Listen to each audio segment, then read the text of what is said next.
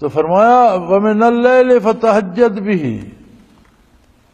رات کو اٹھ کر تہجد ادا کیجئے۔ تہجد جد و جہد سے ہے، اس میں مشقت ہے کہ کچھ دیر سو گئے، پھر آنکھ کھلی، پھر اٹھ کر وضو کیا، لباس درست کیا، قبلہ رو ہو کر پڑھی۔ تہجد کتنی پڑھی جاتی ہے؟ نبی کریم صلی اللہ علیہ وسلم سے جو ثابت ہے کثرت سے وہ ہے 8 رکعت، اور آپ صلی اللہ علیہ وسلم کی عادت مبارک تھی کہ آپ وتر تہجد کے ساتھ پڑھتے تھے، اس طرح وہ 11 ہو گئے۔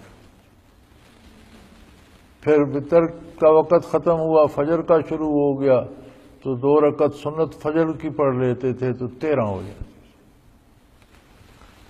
ویسے گاہے گاہے آپ صلی اللہ علیہ وسلم سے 6 رکعت بھی تہجد ثابت ہے، 4 بھی ثابت ہے، 4 سے کم نہیں۔ لہذا تہجد کی نماز جب بھی پڑھی جائے گی، اگر کم پڑھی جائے تو کم از کم 4 رکعت ہوں، سنت کے مطابق ہو تو 8 ہونی چاہیے۔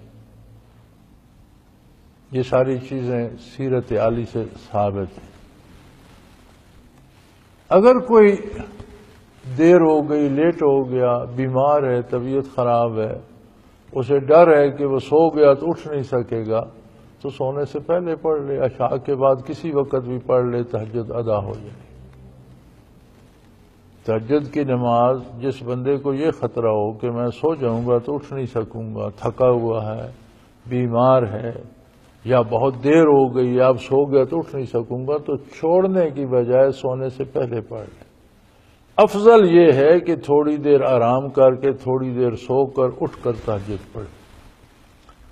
بلکہ حضور کی عادت مبارکہ تھی کہ آپ سحری کو اٹھ کر تہجد ادا فرماتے، اور پھر اتنا ہی وقت ہوتا، فجر کی اذان ہو جاتی، سنتیں ادا فرما کے پھر استراحت فرما لیتے فرائض تک کے لیے۔ لیکن آپ کا مقام الگ ہے، آپ کی نیند ناقص وضو نہیں ہے، ہماری اونگ آ گئی تو وضو چلا جائے۔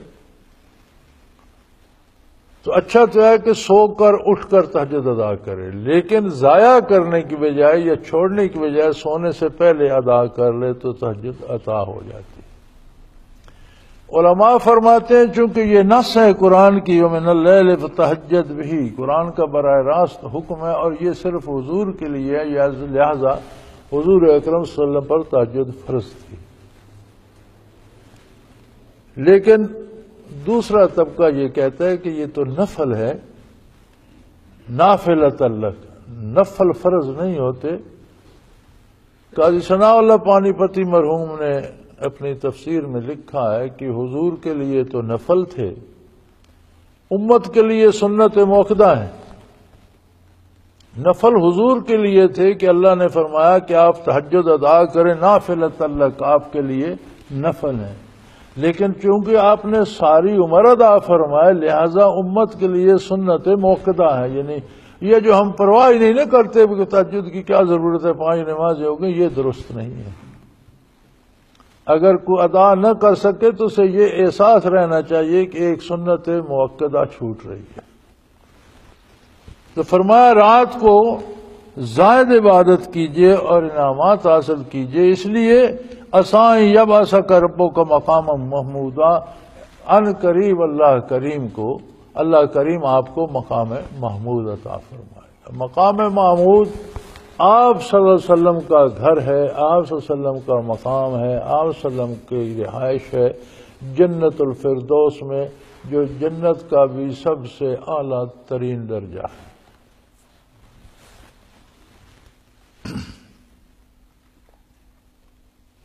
تو جب آپ کو اتنے عالی درجے پہ اللہ کریم نے فائز کرنا ہے تو آپ کی عبادات بھی عالی اور بلند اور دوسروں سے زائد ہونی چاہیے۔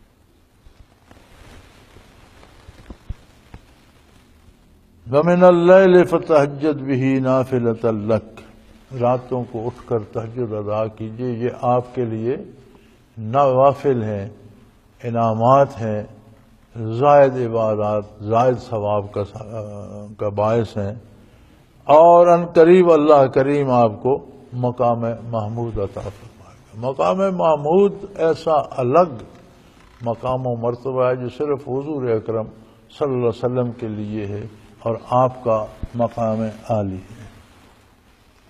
اولیاء اللہ صاحب کشف کو حضوری نصیب ہوتی ہے، مشاہدہ نصیب ہوتا ہے مقام محمود کا. اور بڑی عجیب بات ہے کہ روضہ اطہر میں کسی کو زیارت نصیب ہو یا مسجد نبوی میں زیارت نصیب ہو تو خلفائے اربعہ بارگاہ عالی میں ضرور موجود ہوتے ہیں، لیکن مقام محمود پہ کسی کو زیارت نصیب ہو تو وہاں حضور کی خدمت میں صرف ایک ہستی ہوتی ہے، ابو بکر صدیق. یہ بڑی عجیب بات ہے، کیونکہ ابو بکر صدیق رضی اللہ عنہ کو معیت الہی میں شراکت ہے نبی کریم صلی اللہ علیہ وسلم کے ساتھ. ان اللہ مغانا، ہم دونوں کے ساتھ اللہ ہے. وہ جو معیت میں شراکت ہے وہ ان کو وہاں بھی نصیب ہے. مقام محمود پر کسی کو زیارت ہو تو حضور کے ساتھ سیدنا ابو بکر صدیق جلوہ افروز ہوتے. پھر اس سے بہت آگے اور بہت اعلیٰ ترین مقامات ہیں. آپ صلی اللہ علیہ وسلم کی بارگاہ روضہ اطہر میں بھی ہے، مسجد نبوی میں بھی ہے، آسمانوں پر بھی ہے، عرش عظیم پر بھی ہے. عالم امر بھی ختم ہو جائے تو اس سے آگے بھی آپ صلی اللہ علیہ وسلم کی بارگاہ عالی موجود ہے، دربار رسالت پناہی موجود ہے. وہاں بھی اگر کسی کو وہاں تک رسائی نصیب ہو، جو آسان نہیں ہے الا ماشاء اللہ، تو وہاں بھی ابو بکر صدیق رضی اللہ عنہ حضور کی محفل میں موجود ہوتے.